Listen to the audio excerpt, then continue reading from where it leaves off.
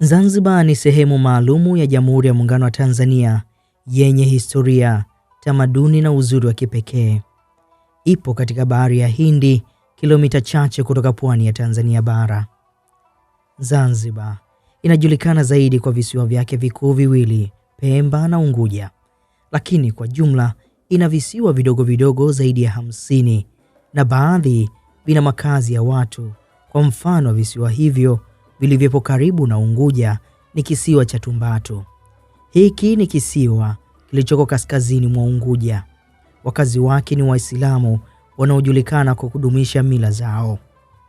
Kisiwa kingine ni kisiwa cha Uzi kilichoko kusini mwa Unguja. Hufikiwa kwa gari wakati wa maji kukauka. Lakini pia kisiwa kingine ni cha Changuu. Zamani kilikuwa na wakazi wachache na sasa zaidi ina makazi ya muda ambapo wafanyakazi wa hoteli na hifadhi ya Kobe huishi humo. Na karibu na Pemba kuna kisiwa cha Kojani kilichoko kaskazini mwa Pemba, maarufu kwa wavuvi. Lakini pia kuna kisiwa cha Fundo, kisiwa kidogo karibu na Pemba. Na pia kuna kisiwa cha Panza kilichoko kusini mwa Pemba chenye vijiji vidogo vidogo. Njao nao ni mojawapo ya kisiwa kinachopatikana karibu na Pemba chenye jamii ndogo ya wavuvi.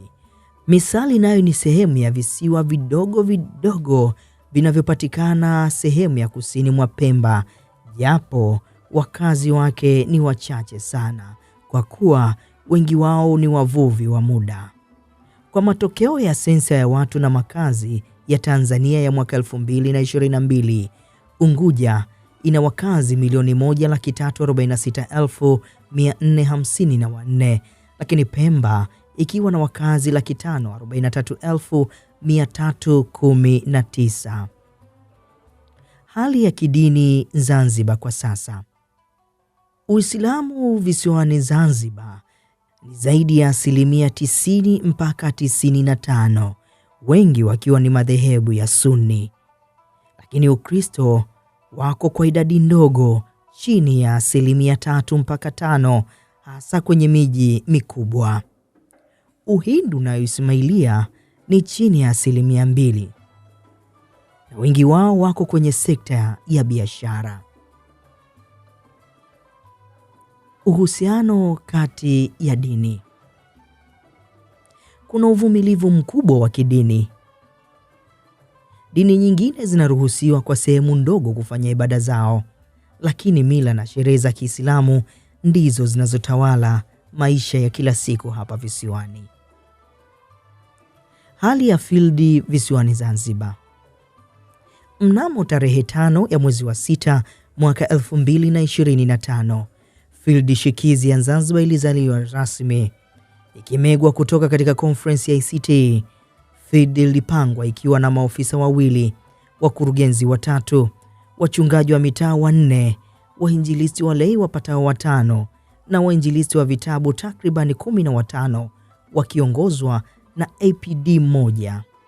Na jumla ya mitaa wakati wa kupangwa kwake ilikuwa 5, 2 Pemba na 3 Unguja, ikiwa na jumla ya makanisa 12, 2 Pemba na 10 yakiwa Unguja, yaliyokuwa na jumla ya washiriki 2135. Pia fildi ilirithi shule moja ya msingi na sekondari na vituo 2 vya afya Unguja na Pemba. Ofisi ya fildi hii iko katika eneo la shehia ya Mpendae, wilaya ya Magharibi B, katika mkoa wa Mjini Magharibi. Changamoto zilizokuwepo. Mosi, taasisi zilikuwa katika hali ngumu ya kiuendeshaji fedha na miundombinu. Lakini pia maeneo mengi ambayo hayajafikiwa. Kati ya shehia 340 ni shehia 24 tu zilizofikiwa. Uhusiano mdogo wa kanisa na wakazi wa Zanzibar na taasisi zingine za kidini. Na pia idadi ndogo ya makanisa inayopelekea umbali mrefu kwa washiriki kupata huduma za ibada. Malezi dhaifu kwa washiriki. Kukosa rasilimali watu wanaoendana na mazingira ya utume. hali ya chini ya kimatoleo kwa waumini, idadi kubwa ya washiriki waliorudi nyuma, na idara nyingi katika kanisa kutoshiriki vyema katika huduma zao.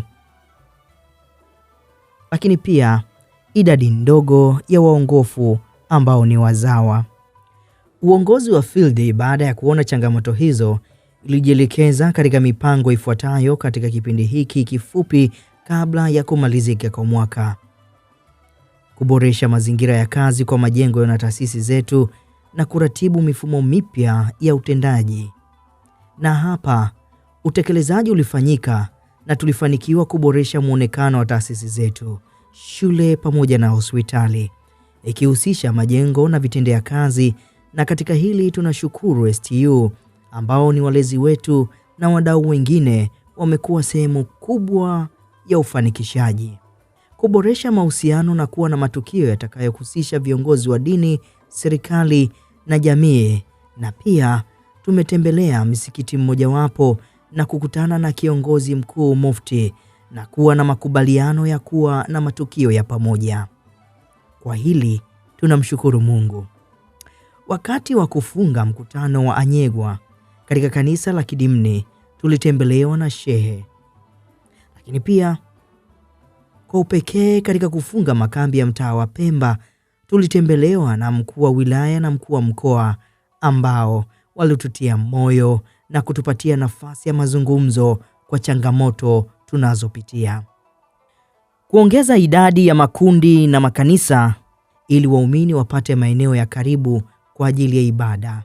Na hapa tunashukuru tumeongeza idadi ya makundi na makanisa ikiwemo Anyegwa na Paje ambapo ibada zimeanza katika maeneo haya, na tunamshukuru Mwenyezi Mungu kwa msaada wa ujenzi wa kanisa la Anyegwa kutoka katika ofisi zetu za STU. Kuongeza wachungaji na kuongeza mitaa na kuboresha malezi ya washiriki. Hili tulifanikiwa kuongeza mitaa miwili zaidi na wachungaji wawili, kitu kilichoongeza ubora wa huduma kwa washiriki na malezi pia. Lakini pia kuona namna ya kuwa na watendaji kazi wenye uwezo wa kufanya kazi ya utume katika maeneo haya. Na hapa tumefanikiwa kuongeza utendaji kazi wenye ujuzi wa utengenezaji wa bidhaa mbalimbali za kibiashara, na hii imerahisisha uhusiano wetu na wenyeji na kuanzisha vikundi vidogo vidogo mbalimbali vinavyotumika kiutume. Lakini pia tumefanikiwa kuwapeleka walei 3, 2 Kibidula na 1 katika chuo chetu cha pale Dodoma kwa ajili ya kupata ujuzi zaidi wa utumishi. Tumeendesha semina za uwakili na kuelimisha wachungaji namna ya kusimamia mali na fedha ya Mungu. Na hapa semina mbalimbali zimefanyika za uamsho katika matoleo, ikiwemo iliyofanywa na mkuu wa wakili wa unioni yetu ya STU, na imepelekea ukuaji wa matoleo katika eneo letu la kazi. Kuendesha programu maalumu zitakazowezesha wazawa kujiunga na kanisa. Tunamshukuru Mungu kwa neema yake. Yaani hadi sasa tumefanya ubatizo wa zaidi ya watu 2 wazawa na kutunza taarifa zao kwa ajili ya usalama wao, na mipango mbalimbali ya upatikanaji wa nyumba rasmi ya ibada unafanyika, kwani wanalazimika kushindwa kufanya ibada makanisani.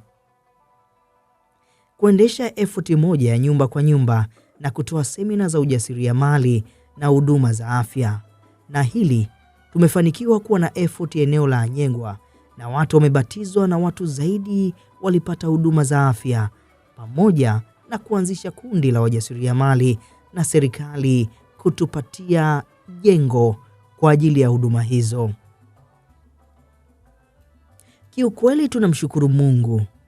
Kwa kushirikiana na wakurugenzi tuliweza kufanikisha sehemu kubwa ya mipango hiyo na kubatiza zaidi ya watu 100 tangu tuanze kazi hii ya utume.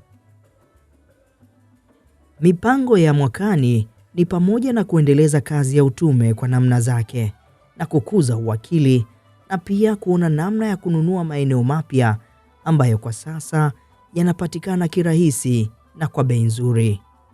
Mungu atubariki na tuendelee kuombea kazi yake katika maeneo haya ya Zanzibar.